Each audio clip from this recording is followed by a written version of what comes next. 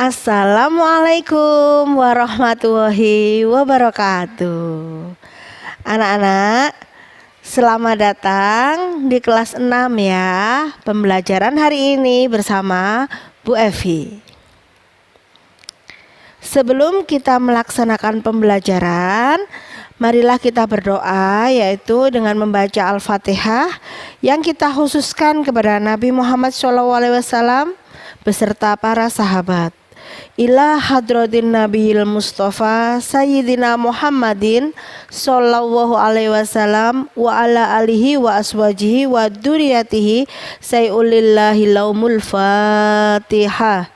A'udzu billahi minasyaitonir rajim. Bismillahirrahmanirrahim. Alhamdulillahi rabbil alamin. Ar-Rahmanir-Rahim. Maliki yaumiddin. Iyyaka na'budu wa iyyaka nasta'in. Ihdinas siratal mustaqim.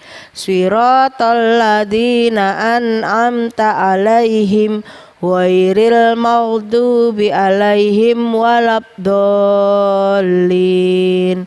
Amin. Bismillahirrahmanirrahim.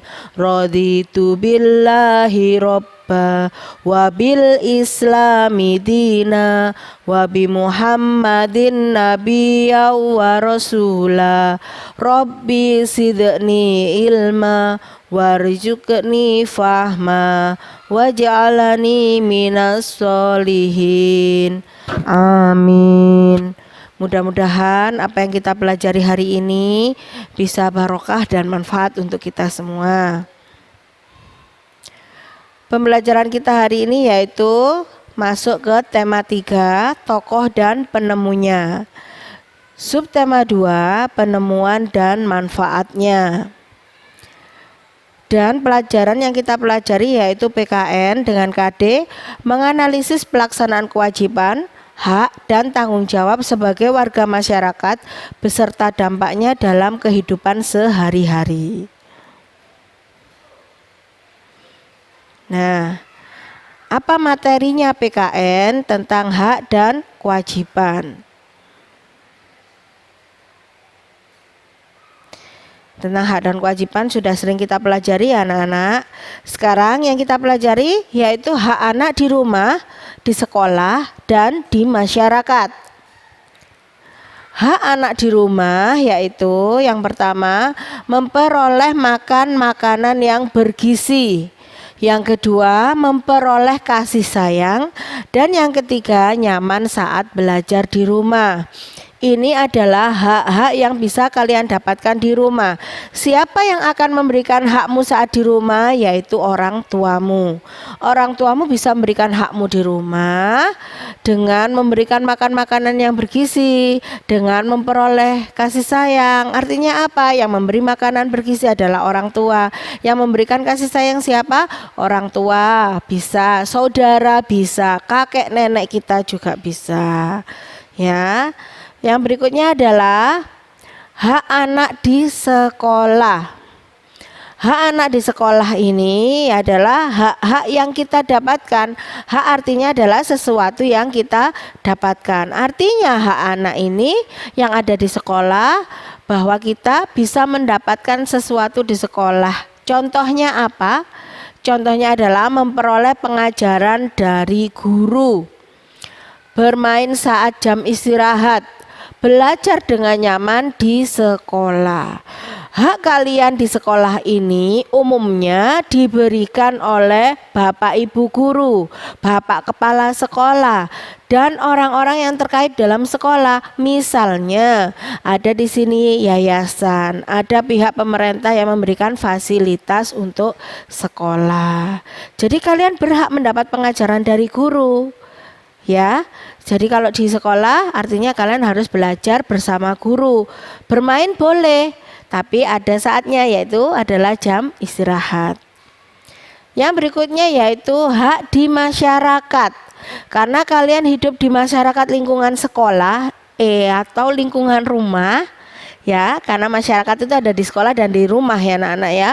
Lingkungan daerah sekolahmu atau di lingkungan daerah rumahmu, kamu juga berhak mendapatkan hak kamu. Tapi apa saja haknya? Kita intip dulu. Nah, yang pertama adalah bermain di lingkungan yang bersih. Kalian berhak mendapatkan lingkungan yang bersih, bermain di tempat yang misalkan tanah lapang yang sudah bersih. Tidak harus bermainnya di tempat-tempat sampah atau ikut serta dalam kerja bakti. Nih, ikut serta dalam kerja bakti atau memperoleh rasa aman saat bermain. Kalian bisa memperoleh rasa aman saat bermain di masyarakat atau di lingkungan rumah, itu yang berhak kalian dapatkan. Selanjutnya adalah faktor yang mempengaruhi penggunaan hak. Walaupun kalian mempunyai hak, akan tetapi kalian tidak bisa sepenuhnya hak itu kalian dapatkan seterusnya. Nah, ada hal-hal yang bisa membatasi hak kalian. Contohnya, hak kalian berbatasan dengan hak orang lain, atau hak kalian berbatasan dengan kewajiban kalian sendiri. Jadi, hak itu penggunanya juga harus dibatasi, tidak seenaknya sendiri. Sekarang kita lihat apa saja. Di lingkungan rumah, faktor yang mempengaruhi hak anak adalah kemampuan ekonomi keluarga.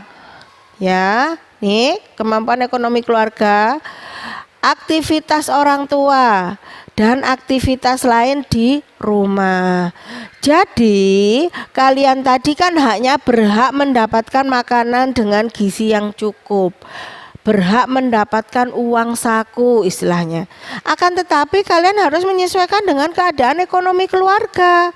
Makanan bergizi nggak harus mahal. Jadi jangan sampai hak kalian untuk mendapatkan makanan bergizi keliru karena harus meminta makanan yang mahal. Kemudian hak kalian adalah mendapatkan uang saku, misalkan mendapatkan uang dari orang tuanya. Akan tetapi pemberian uang saku kepada anak itu disesuaikan dengan kemampuan ekonomi keluarga.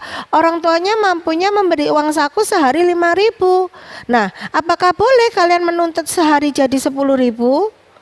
Iya, tentu tidak boleh. Itu hal yang buruk. Itu kalian berarti tidak sadar bahwa hak yang ada pada kalian berbatasan dengan keadaan tertentu ya.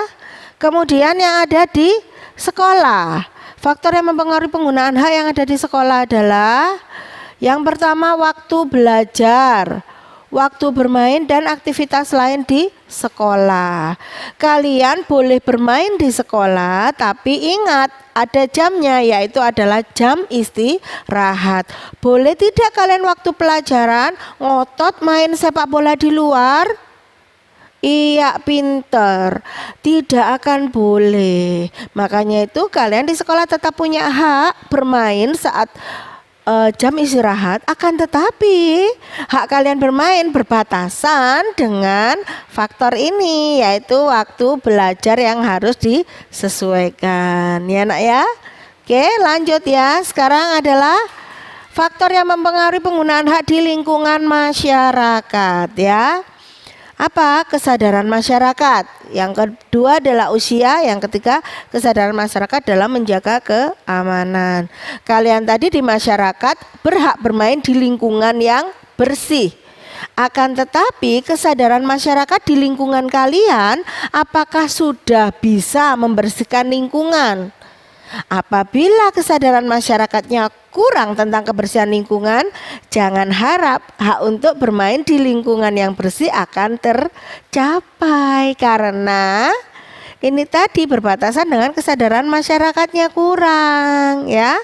Jadi kalau ingin lingkungan yang bersih, kita harus mempunyai kesadaran untuk membersihkan lingkungan. Oke, sampai sini tahu ya apa yang dimaksud dengan hak anak dan faktor yang mempengaruhi penggunaannya. Sekarang kita lanjutkan ke berikutnya, yaitu tentang kewajiban anak di rumah, di sekolah, dan di masyarakat. Nah, kewajiban anak di rumah apa saja? Nih, mematikan televisi ketika setelah ditonton. merapikan tempat tidur setelah bangun, merapikan makanan setelah merapikan mainan setelah bermain, menghormati orang tua dan menjaga kebersihan rumah. Ini hanya beberapa contoh. Masih banyak contoh yang lain yang merupakan kewajiban kalian di rumah. Jadi kalau sudah menonton televisi, setelahnya harus kita matikan. Kalau sudah bangun tidur, setelahnya harus kita rapikan. Apa boleh setelah bangun tidur langsung mandi berangkat sekolah, kamarnya sudah kayak kandang? Boleh tidak? Iya, pinter. Anak berprestasi pasti disiplin dalam mengerjakan sesuatu. Tidak boleh, nak. Itu akhirnya kalian akan membebani kewajiban kalian kepada orang tua. Yang selanjutnya adalah kewajiban anak di sekolah. Apa kewajibannya anak di sekolah? Yaitu membaca buku di perpustakaan dengan tenang, memperhatikan guru yang sedang mengajar, melaksanakan piket kelas, menjaga kebersihan sekolah dan datang tepat waktu. Kalian berhak mendapat pengajaran, tapi kewajiban kalian adalah memperhatikan guru yang sedang mengajar. Kalian menuntut ingin mendapat pengajaran yang baik, akan tetapi waktu pelajaran bergurau sendiri. Waktu pelajaran kalian ngomong sendiri, tadi malam nonton sinetron tidak? Nah, itu tidak boleh. Jadi kalau kalian berhak mendapatkan pengajaran, kalian juga wajib memperhatikan gurunya sedang mengajar dan kewajiban-kewajiban yang lain. Sekarang yang ketiga adalah kewajiban kita di masyarakat. Kewajiban kita di masyarakat adalah menjaga kebersihan lingkungan, menjaga suasana agar tetap damai dan tentram serta sejahtera, saling menghormati dan menghargai masyarakat yang ada di sekitar kita, menjadi anak yang disenangi semua masyarakat. Nah, ini adalah tugas kalian, menjaga kebersihan lingkungan. Ya, kalau kalian ingin lingkungan yang bersih, berarti kalian juga harus menjaga lingkungan agar tetap bersih.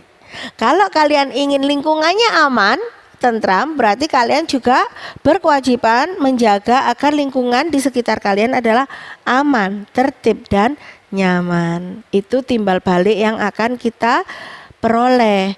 Ada memberi dan ada menerima. Tidak boleh hanya menerima tapi tidak mau memberi. Itu adalah hal yang salah, ya. Selanjutnya adalah mengamati kewajiban dalam kehidupan sehari-hari. Setiap orang mempunyai kegiatan yang berbeda-beda. Yang terpenting kita dapat mengelola waktu dengan baik sehingga kewajiban yang kita tunaikan bisa terjalani dengan baik. Antara hak dan kewajiban harus berjalan seimbang, setara, tidak boleh berjalan satu-satu. Kalian ngotot melaksanakan haknya, meminta haknya, tapi tidak mau melaksanakan kewajiban, itu salah, ya. Jadi harus seimbang. Nah, contohnya cara mengelola waktu dengan baik agar kewajiban dan hak kalian bisa terlaksana dengan seimbang, yaitu yang pertama, membuat jadwal kegiatan sehari-hari. Kalian jadwal, kalian jam sekian akan melaksanakan apa, kalian jam sekian akan melaksanakan apa. Nah, ini akan terbentuk nanti disiplin waktu, sehingga apa yang kalian lakukan setiap hari itu tertata dan bisa kalian lakukan dengan disiplin sesuai waktu yang ada. Kalau sudah seperti ini, nanti akan, ini saatnya saya mendapatkan hak, ini saya saatnya melakukan kewajiban. Ini akan otomatis berjalan sesuai jadwal yang sudah kalian laksanakan.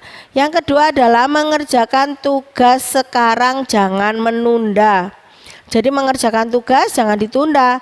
Tugas hari ini kerjakan hari ini. Tugasnya misalkan dari jam 7 sampai jam 10. Kalian tunda nanti aja setelah jam 10.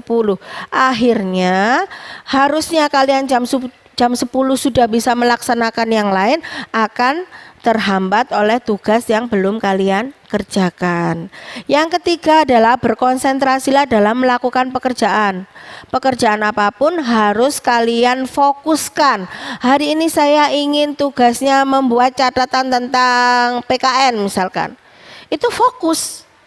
Fokus kalian kerjakan tentang pencatatan PKN.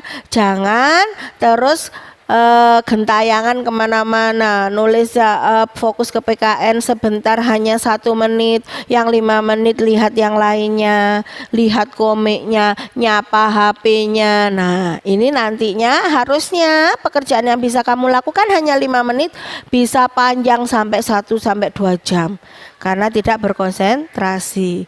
Lakukan pekerjaan dengan tenang, teliti, dan senang hati. Jadi saat melakukan pekerjaan jangan ngerundel atau jangan ngedumel. Kita harus senang hati. Oh ini pekerjaanku, ini memang kewajibanku. Jadi harus aku laksanakan dulu. Jangan hanya, duh kok gini ya, duh kok gitu ya, duh aku gak isoi. Itu adalah hal yang salah. Yang terakhir adalah bicarakan rencana kita kepada orang tua atau teman agar mereka dapat membantu kita saat kita mengalami kesulitan. Misalkan mau minta tolong ayahnya, saya dapat tugas misalkan membuat patung. Cerita ke ayahnya, ya saya rencananya akan membuat patung dan ini akan dikumpulkan hari Senin misalkan. Jadi ditata rencananya bersama dengan ayahnya. Karena kalau kamu membuat patung dengan sendiri, kamu tidak akan bisa. Jadi harus bekerja sama, akan tetapi kalian harus paham, harus direncanakan bareng-bareng, tidak boleh seenaknya. Misalkan, ya aku dapat tugas membuat patung tapi hari ini dikumpulkan, ayo ya bantu buatin. Nah itu salah karena belum tentu ayah kamu punya waktu untuk membantu kalian ya. Oke, sampai sini ya nak, paham apa yang harus menjadi hak dan kewajiban kalian? Nah, pembelajaran hari ini tentang hak dan kewajiban Bu Evi akhiri. Bu Evi anggap kalian semua adalah anak yang disiplin dan anak yang taat pada orang tua.